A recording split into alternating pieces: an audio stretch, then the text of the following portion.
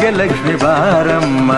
ಕಾಲಲ್ಲಿ ಕಿರುಗೆಜ್ಜೆ ಘಲು ಘಲು ಎಂದಾಗ, ಕಾಲಲ್ಲಿ ಕಿರುಗೆಜ್ಜೆ ಘಲು ಘಲು ಎಂದಾಗ, ಮನೆಯಲ್ಲಿ 100 ವೀಣೆ ನಾದವೊಮ್ಮೆ ಚಿಮ್ಮಲಿ. ಲಕ್ಷ್ಮೀ ಬಾರಮ್ಮ, ಭಾಗ್ಯಲಕ್ಷ್ಮಿ ಬಾರಮ್ಮ, ಬೆಳಗಲು ಮನೆಯನ್ನು ಸಿರಿದೇವಿಯೇ.